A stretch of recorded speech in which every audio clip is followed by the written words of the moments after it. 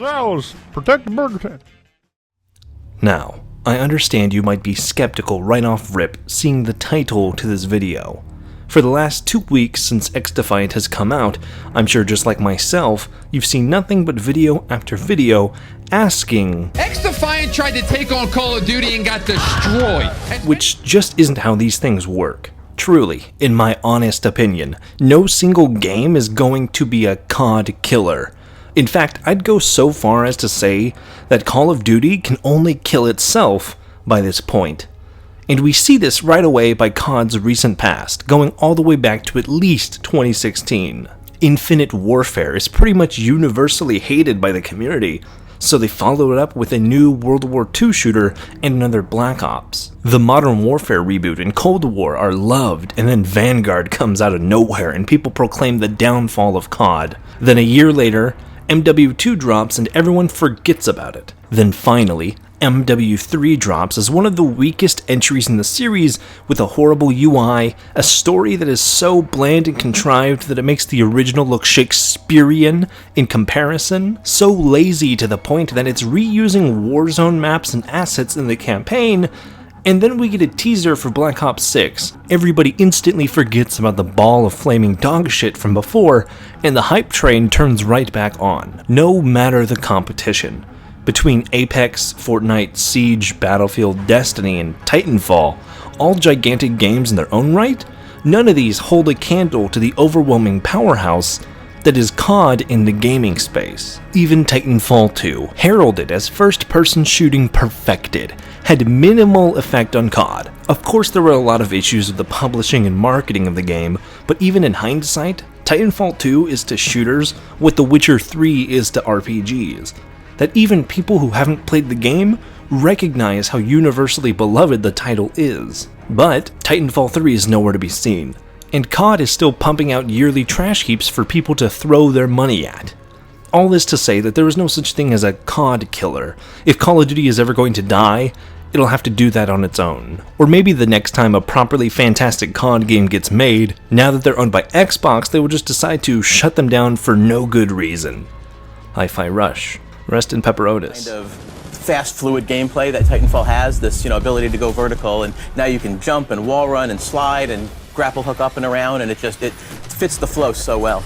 But how does XDefiant tie into this discussion? Well, because I started getting into it, and I gotta be honest, even though it mechanically operates like a combination of Overwatch and Call of Duty, I think it might just be the spirit of Titanfall alive and well in 2024. But let me explain. Right off the bat, Defiant and Titanfall have a nearly identical origin story. In 2010, we have a bunch of devs from Infinity Ward jumping ship after Modern Warfare 2 to start their new studio, Respawn, just to make two of the greatest and most innovative FPS games on the market and sell them to Activision's biggest competitor. At least for the time. Now, XDefiant is a Ubisoft original, at least coming from Ubi's San Francisco studio, which in the past has only done support work for other Ubisoft games like Rocksmith and the South Park games by Obsidian, and as far as I'm aware, this is the studio's first proper game. Hence why it got such a smaller budget and space in the Ubisoft ecosystem compared to, say, Siege or Assassin's Creed. But also, and more importantly, Defiant is led by Mark Rubin, an old producer who worked on Modern Warfare and MW2, the original ones. He's even the guy on the covers. Basically, think the Cliff Walensky or Tim Kaine to Call of Duty, now making a new FPS shooter that is, well, very reminiscent of classic COD games to say the least. So what we have now are two different games that are led by developers who were around for what's arguably the golden age of COD right around 2010, leaving off and making their own products that definitely relate backwards, but stand on their own with a unique identity. And I believe that Defiant and Titanfall, even outside of their origins, are a lot closer to each other than they are to Call of Duty to begin with. You're all about to die.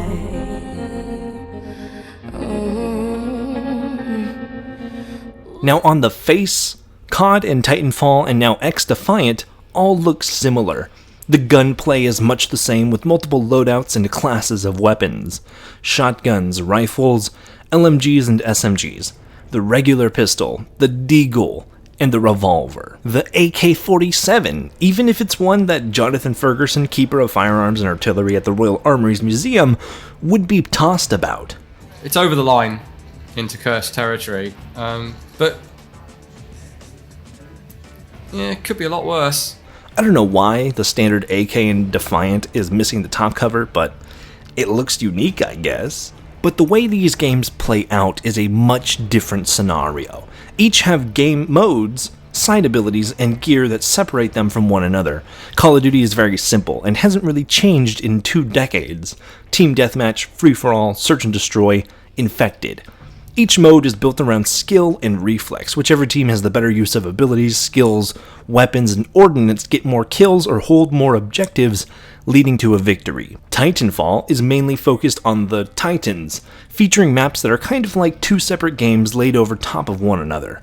Titans dueling in the street and pilots gunning for one another in the alleyways. Games that are normally decided by the use of Titans and external elements, but your kit, loadout, and grenades can change the tide dramatically if you have just the right set of players. And for XDefiant, even with the same loadout system, it is actually built around the Team Fortress or Overwatch style of game modes, payloads, and zone control. In Defiant, more than the others, bringing the right kit that can help you push, defend, or take the offensive, the greatest difference in the different classes of guns all have their own unique buffs and takeaways. With the assault rifles, you're good at almost any range. With good enough aim, you can counter-snipe, and with good reflexes, you can take down enemy after enemy in close quarters. Shotguns prioritize movement because if an enemy is more than 5 feet away from you, you need to move and make yourself harder to hit in the time it takes for you to get 2 shots off. The LMG features a lot of firepower in exchange for heavy speed lost. It's not outclassed by the rifles that it becomes useless, but is definitely meant for more defensive encounters. And then the sniper and marksman rifles are both good when you have range on less accurate assault rifles or LMG wielding players, especially to pin down enemies on, say, a payload mission. The big change to the formula here is faction-based abilities that each group comes with. See, Defiant is not a new IP, but rather an arcadey mashup of all of Ubisoft's other shooters. So we have the Echelon from Splinter Cell, the Ghosts from Ghost Recon, the Libertad from Far Cry, DedSec from Watch Dogs, and the Cleaners from The Division, each of which feature a specific set of gear, one of 2 activated abilities on a cooldown, a passive ability, and of course an ultimate ability. Simple stuff like how the Cleaners can throw a firebomb at you or at their feet, or their guns have incendiary ammunition at the trade-off of damage, which is a weird one to me because I feel like the one gun you'd want to have flaming shots on is the shotgun, but these traits combined means that the one-tap range for the shotgun is reduced, making it less useful as a shotgun. You're better off at taking the LMG and laying down suppressive fire that'll shred through enemies instead. The Echelon have basically the Silent Step perk as their passive, making them great stealth builds.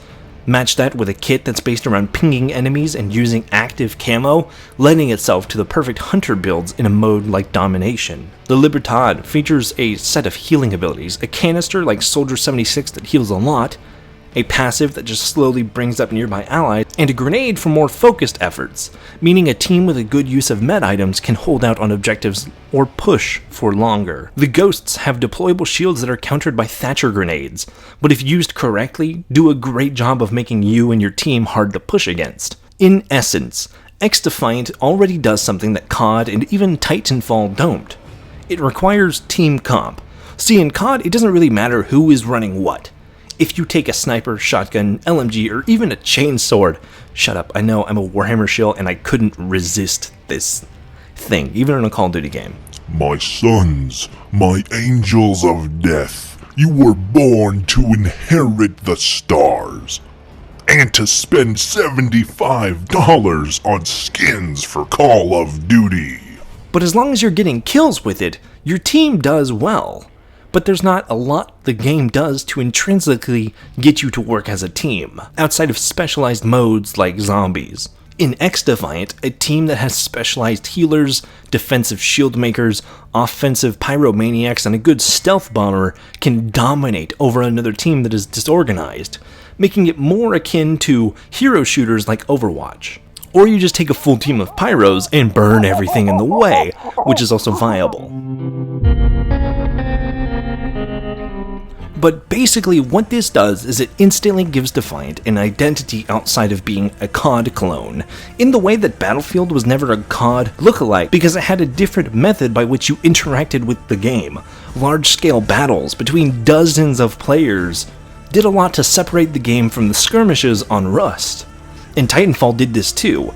It's not just COD-like, but Respawn gave it a lot of personality in the way you interact with the game. Cloaking devices, the almighty grappling hook that's been poorly copied by every other game.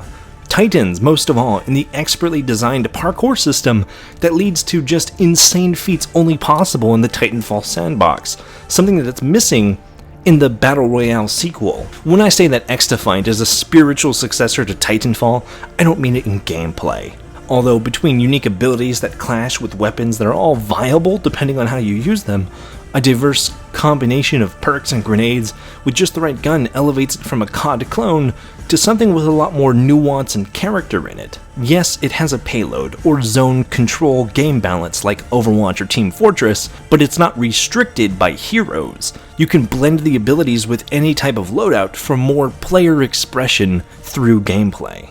And in the inverse, it's an FPS that plays incredibly similar to COD, but has a balance in the way abilities interact with teammates in the sandbox that sets it apart.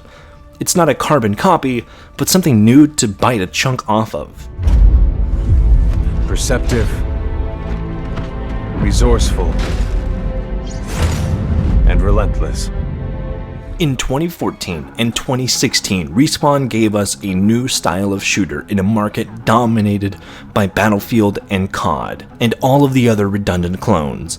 A crisp, ice-cold McDonald's Sprite in a sea of flat Pepsis. I dropped my phone in McDonald's Sprite, and that motherfucker started charging! And just how Titanfall spiritually broke off the COD family tree and sprouted into something new and creative, XDefiant is doing much the same, taking bits and pieces from COD and Overwatch and all these games that are slowly getting less and less creative, literally offering what's essentially the same exact game they had released a year ago for $70 and turning it into something fresh and unique in a land of copycats that are trying to sell you on a battle pass. Now Defiant has a battle pass shop and all that other BS in it too, but at least it's free to play, unlike Call of Duty. Honestly, the worst part about the game, to me, in the 12 hours of game time I played in order to make this video, is seeing the logo at the beginning. Fuck you, Ubisoft, and how dare you make a good game. But that's all from me today. Thank you very much for watching.